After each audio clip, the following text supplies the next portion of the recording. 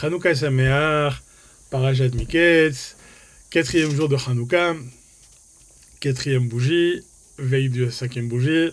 Alors on va parler évidemment de Hanouka, on ne peut pas passer sur le sujet des Inyané des Yoma, sur le sujet du jour qui est évidemment Hanouka. Hanouka, il y a plusieurs choses au niveau halachique. Je ne vais pas faire une chaboura halachique, ne vous inquiétez pas, mais juste pour vous donner déjà quelques grandes lignes qui sont très intéressantes et qu'on étudie dans les yeshivot, dans les kolalim, quand on étudie la Torah. La première chose qu'on demande, une des questions qu'on se demande, c'est comment c'est possible de profiter d'un miracle. Vous savez que ça sort d'en profiter d'un miracle. On voit qu'il y a un chacham dans la Gemara qui a eu sa grange qui s'est remplie de blé. Comme ça, du jour au lendemain, il est rentré et il a vu sa grange, elle était remplie de blé. Ce chacham a dit non, je ne veux pas toucher ce blé qui est venu de miracle. Ce qui vient de miracle, on n'a pas le droit, Assour les notes, on n'a pas le droit de profiter de ce qu'on appelle des actions de miracle. Dans la Gemara, dans Masechet Choulin, Daf Tzadi Aleph, Amoud Bet, il y a marqué là-bas aussi l'histoire de Yaakov Avinu, quand il est parti vers Haran, vers Lavan, pour se cacher de son frère. Sur le chemin, on connaît l'histoire, il a perdu ses habits, Verroulé, on en a déjà parlé. Et puis tout à coup, il va dormir, et quand il va dormir, il met des pierres autour de lui pour se protéger. Ces pierres, il y en avait 12, et ces 12 pierres se disputent pour être sous la tête de Yaakov, et Kadosh Baruch Hu, il fait un miracle. Qu'est-ce qu'il fait ? Il fait que toutes ces pierres deviennent une seule pierre. Et là, demande le Rav Hida, comment c'est possible que Yaakov Avinu, il a profité de ce miracle ? Arrête, on n'a pas le droit de profiter d'un miracle. Voilà, maintenant, ça c'est un miracle, c'est devenu une seule pierre. Il a un coussin pierre, et alors qu'il en avait 12 petites, maintenant il en a une grosse. La réponse, elle est simple, elle est que, en fait, un miracle qui vient de Nex Nihilo, un miracle qui n'existait pas, et quelque chose qui n'existait pas et qui est apparu de rien, comme l'histoire de la grange, où la grange était vide, et puis tout à coup, il y a eu plein d'épis de blé, elle s'est remplie de blé.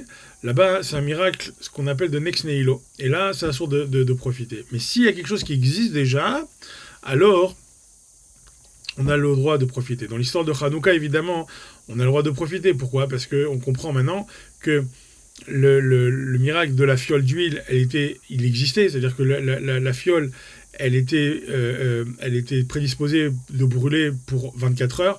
Et avec le miracle et l'aide de Dieu, on a pu avoir 8 jours de menorah qui a été allumé pendant 8 jours au lieu de 24 heures tel que ça aurait dû l'être réellement. Et le miracle a fait que en fait, ces 24 heures se sont transformées en 8 jours. Mais ce n'est pas un miracle qui s'est fait sur rien, il s'est appuyé sur quelque chose qui existait déjà. Le fait que ça soit appuyé sur quelque chose qui existait déjà nous permet, nous, en fait, de pouvoir utiliser cette menorah, la lumière qu'il y avait dans le Beth Amikdash, dans le temple à ce moment-là, et de pouvoir faire aussi parler de ce miracle et de profiter de ce miracle, et les notes de ce miracle qu'il y avait dans le Beth Amikdash à l'époque des Grecs, des Yévanim, qui avaient souillé tout le temple, et donc il ne restait plus rien pour pouvoir allumer la menorah, et ils ont trouvé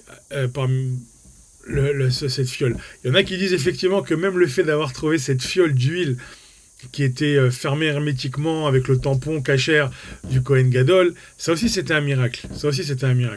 D'après la Hassidoute, cette fiole, elle venait de Yaakov Avinu. Vous savez, quand il disait qu'il cherchait, il était retourné sur son chemin pour chercher cette petite carafe qu'il avait fait tomber sur le chemin, et quand il s'est battu avec l'ange sur la route, justement, cette fameuse nuit, c'est à ce moment-là qu'il a fait cette huile. Il a vu par prophétie qu'il allait avoir justement cet exil des Grecs, et qu'il allait manquer d'huile d'olive. Donc qu'est-ce qu'il a fait tout de suite ? Il a fait une huile d'olive qui était tahor, qui était pure, et il a mis comme ça son seau du Kohen Gadol dessus. Il a mis un tampon qui était du Kohen Gadol pour que les béné Israël, il la trouve au moment voulu. Elle était cachée et qu'elle est sortie juste au moment, comme par hasard, de Hanouka, à ce moment-là où ils ont gagné les Grecs. Ils ont pu avoir cette lumière et faire allumer la menorah comme il devait se faire. Et le miracle a fait que ça a duré pas seulement 24 heures, mais 8 jours, et c'est pour ça qu'on allume nous la Hanoukia sur 8 jours. et pas seulement 7 jours comme la Hanoukia. Bon, on peut encore poser la question sur ça, la halakha, c'est que si le miracle, il était sur 8 jours, alors il était sur les 7 jours, puisqu'il y avait déjà de l'huile pour 24 heures, pourquoi on allume sur 8 jours? Alors effectivement, il y a des avis qui disent que, parce que le fait d'avoir trouvé la fiole elle-même, c'était un miracle, donc même ce miracle, on l'inclut. Il y en a d'autres qui disent que non, qui disent que même parce que le fait que cette fuite-là s'est transformée et qu'elle est passée de 24 heures à 8 jours, donc même le premier jour, il s'intègre dans les 8 jours du miracle. Voilà. C'est pour l'aspect un peu ce qu'on appelle halakhique de la mitzvah et de cette simcha qui est de Hanouka. Il y a même, d'ailleurs, à ce sujet, c'est que, puisqu'on a dit qu'on ne doit pas profiter d'un miracle qui sort de Nex Nihilo, il n'y avait pas avant quelque chose, et soudainement, il y a quelque chose qui est apparu, et c'est un miracle qui est sorti de rien, ce qu'on appelle de rien. C'est, d'après le Avnei Nezer, c'est Rabbi Avraham Misochotchov, il explique que ces miracles-là, ils se font avec le nom de Dieu, le très grand nom de Dieu. C'est des miracles qui se font très rarement et qui se font uniquement par le nom de très grand nom de Dieu. Et d'ailleurs, il s'étonne parce que d'ailleurs c'est aussi un sujet de discussion dans les décisionnaires, dans les poskim, que en général on voit que par exemple il y en a qui disent que le fait qu'il restait de l'huile il y avait de l'huile quand même dans la fiole pour 24 heures, ça fait que c'est pas un miracle qui sort de Nex Nihilo, et donc du coup il n'est pas sorti du grand nom de Dieu, il est sorti par un dérivé du nom de Dieu. La conséquence c'est quoi? C'est que nous, quand on fait par exemple ce texte qu'on rajoute maintenant dans la Hamida ou dans le Birkat Amazon qui s'appelle El Anissim, vous avez fait attention qu'on dit Venodé les Shimcha Agadol ve Akadosh Sela. On bénit ton nom, ton grand nom, pour toujours. Il y a des avis qui disent, d'après le Avnei Nezer, il y a marqué dans le Masechet Sofrim que normalement on ne dit pas ça, on ne dit pas le Shem Agadol. Il y en a pas mal qui disent qu'on ne dit pas le Shem Agadol. Le Taz aussi, Meviedze, le Taz, il explique que normalement on ne doit pas dire les Shimcha Agadol pour louer ton grand nom. Pourquoi? Parce que c'est pas le grand nom qui a été utilisé ici, d'après eux, d'après le Taz, selon le Masechet Sofrim. Et normalement on devrait dire juste les Shimcha, sans dire les Shimcha Agadol. On devrait juste parler de son nom, du nom d'Hachem, parce que les miracles se font avec des noms, et des noms d'anges, et des noms qui sortent du nom d'Hachem, du nom de Dieu. Mais en tout cas, c'est pas le grand nom. Et donc, il y a même cette marloquette qui est dans les poskim, savoir est-ce qu'on dit les Shimcha Agadol dans Alanissim, est-ce qu'on le dit ou on le dit pas? Nous, les Sfaradim, bien sûr qu'on le dit, le Rav de Jean, on le dit, on dit les Shimcha Agadol ve Akadosh Sela. Même si c'est un miracle qui est sorti de cette petite fiole de rien du tout qui devait durer 24 heures, c'est quand même quelque chose pour nous. Il y a beaucoup de miracles en fait dans cette période. Il y a beaucoup de lumière et on ne peut pas croire que c'est pas Dieu qui fait tout ça et c'est par son grand nom qui se fait. Donc on dit effectivement les Shimcha Agadol ve Akadosh Sela, on remercie Akadosh Baruch Hu, son grand nom pour toujours. Et on continue à fêter cette fête en disant sans arrêt les Shimcha Agadol ve Akadosh Sela. Une autre marloquette, et rapidement, sans rentrer sans le sujet encore une fois halakhique, on va rentrer plus dans un inyan de les filles à Chassidut. Le Gdushat Alevi, enfin c'est pas Gdushat Alevi, c'est dans la Gemara, dans Masechet Shabbat, Daf Kaf Gimel Amud Aleph, qui a marqué là-bas, est-ce que la mitzvah de la Hanoukia, c'est le fait de l'allumer ou c'est le fait de la poser? Aim adlaka osa mitzvah o anacha osa mitzvah. Kacha katuv b'Gemara shama, za mahloket. On cherche à savoir qu'est-ce qui fait la mitzvah, c'est quoi la nafkamina, qu'est-ce que ça vient nous apprendre, qu'est-ce qu'il y a derrière tout ça. C'est par exemple que si jamais on dit que c'est la adlaka, on va dire, alors si c'est la adlaka, alors quelqu'un qui n'est pas obligé d'allumer ne peut pas rendre quitte quelqu'un qui est obligé d'allumer. Je m'explique. Vous prenez un petit enfant de 4 ans, 5 ans. Lui, il n'a pas l'obligation. Pourquoi? Parce qu'il n'a pas complètement sa tête.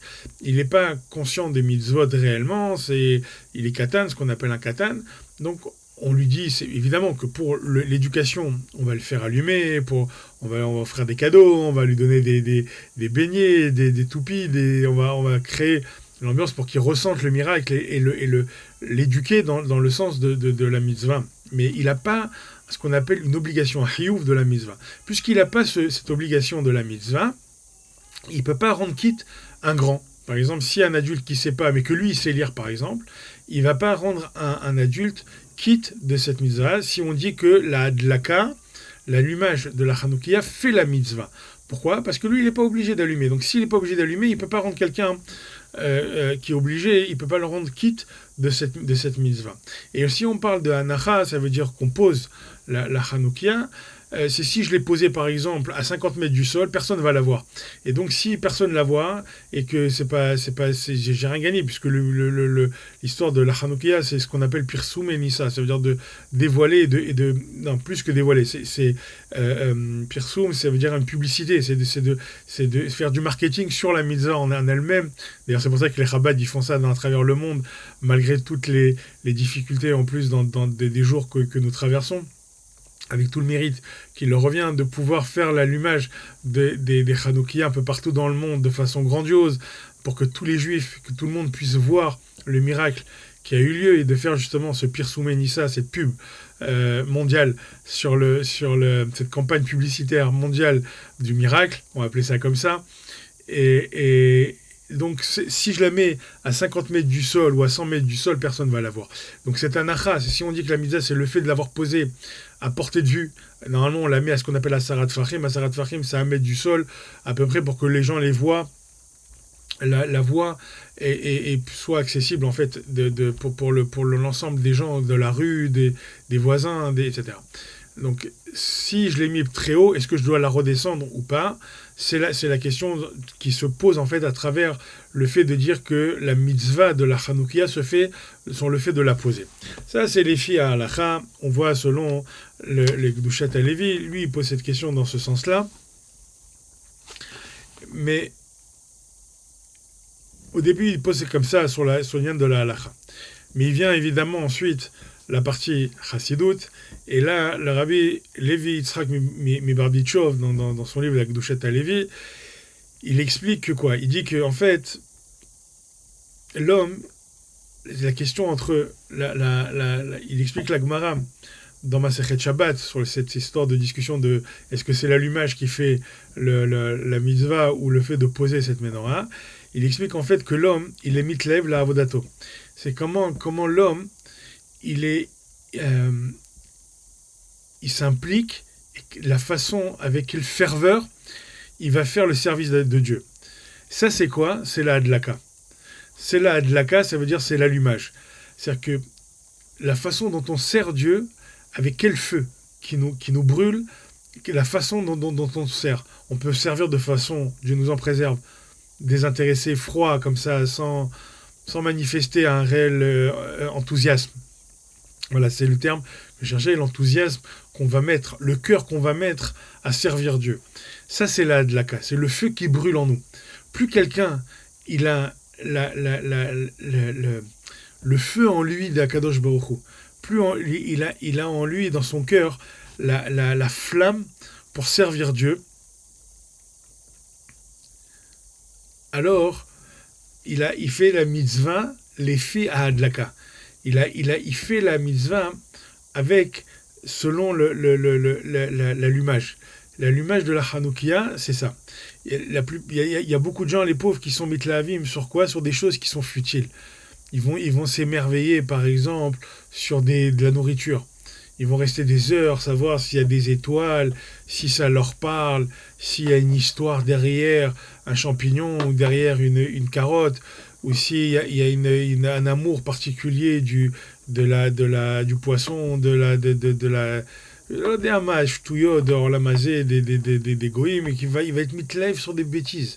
Il va être mitlev, il va vraiment apprécier, être heureux et se rendre sur des choses qui sont complètement futiles et qui n'ont aucun intérêt.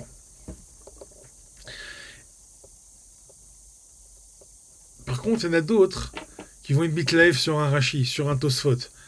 ils vont être mitlaïv sur arracher un Tosfot. Il y avait une fois même un père, il était mitlaïv, il était content, son fils de 10 ans, il commençait à s'intéresser à la bourse, à les investissements. Il était content, il fallait voir comment il était content. Ouais, il est haram, déjà, il commence à penser au business et tout ça. Et puis il y en a un autre, il pleure, il devient fou parce que son fils, il a compris un Tosfot de 10 ans, un gosse de 10 ans qui comprend un Tosfot, mais pas seulement qui comprend un Tosfot, qui pose des questions sur ce même Tosfot qui le décortique, qui comprend derrière la finesse de la Torah et la finesse des Chachamim et des sages, et il est mitlaev de ça. Ça, c'est le feu de la Hanoukia. Les Yevanim, ils ont voulu amener l'obscurité dans le monde par leur savoir, par leur philosophie. Tout ça, c'est que de l'obscurité. Il n'y a aucune lumière dans leur sagesse. Il n'y a aucune lumière dans leur chokhmot. C'est juste pour prouver que Dieu n'existe pas et que l'homme existe. Je me rappelle même une fois d'un espèce de philosophe complètement n'importe quoi, qui se disait rabbin, mais qui était philosophe et apicoros, je ne vais pas dire son nom, qui disait la force de la pensée de l'homme fait que l'homme soit lui-même comment il avait dit ça, c'est l'essentiel de l'homme de pouvoir penser et qui fait son identité et sa force. Évidemment, tout ça, c'est complètement stérile et abruti, puisque s'il va au cimetière, il va comprendre la force de l'homme, où est-ce qu'elle se réduit, et dans combien de mètres carrés elle se réduit, et surtout après 50 ou 500 ans, il va vérifier ce que la force de l'homme, elle représente dans le trou de cette personne qui a été enterrée, ou dans tout le cimetière. L'homme, il est rien. La vraie chokhma, ce qu'on appelle la chokhma, c'est koahma. Tous la chokhma de nous, ce qu'on a, nous, c'est quoi? C'est de dire qu'est-ce qu'on est. On est rien. Et si on comprend qu'on est rien et qu'on laisse la place à Dieu, à cette lumière qu'on allume, qu'on veut ramener pour repousser la lumière des Grecs, à ce moment-là, on allume en nous ce qu'on appelle la dlaka mitzvah. C'est parce qu'on allume en nous, dit Rabbi Levi Yitzhak Miberdichov, c'est parce qu'on allume en nous cette flamme de vouloir allumer, de devoir allumer le feu, comme on dit, allumer le feu de la mitzvah. Alors à ce moment-là, Kadosh Baruch Hu, il nous donne ce qu'on appelle la hanacha. Il nous donne, on peut se poser et faire rentrer en nous l'amour. On se transforme, il dit dans le Gdushat HaLevi, on se transforme nous-mêmes en espèce de keli, un récipient, pour recevoir l'amour des mitzvot et de la Torah. Et ça, c'est ce qu'on appelle la mitzvah d'anacha. Ça, c'est la mitzvah de poser. Parce qu'une fois on s'est transformé en flamme, à ce moment-là, Dieu, il fait que nous, on devient un réceptacle où on peut faire entrer dedans l'amour et faire résider sur nous toutes les mitzvot. Mais sans cette flamme initiale, le fait d'allumer cette flamme, alors on ne peut pas arriver à ça. Il faut d'abord s'allumer, d'abord allumer la flamme qui nous ravive pour pouvoir servir Dieu et l'allumer avec mitlahavut, avec ferveur, avec cette force, cette chaleur de la flamme, et de faire les mitzvot avec de la chaleur, avec de l'amour. Et cet amour-là va s'installer. Ça, c'est la hanacha. C'est ça, le poser la Hanoukia et la Menorah. La Hanoukia, elle se pose s'il y a de l'amour. Une fois que la flamme, elle est allumée, une fois que la chaleur, elle est mise, l'amour rentre, et à ce moment-là, on peut servir Dieu, on peut être dans notre voisinage avec nos proches, aussi dans l'amour du prochain et dans l'amour de Dieu, et de pouvoir servir Dieu à la fois Ben Adam la Makom et Ben Adam la Havero. Hanouka Sameach.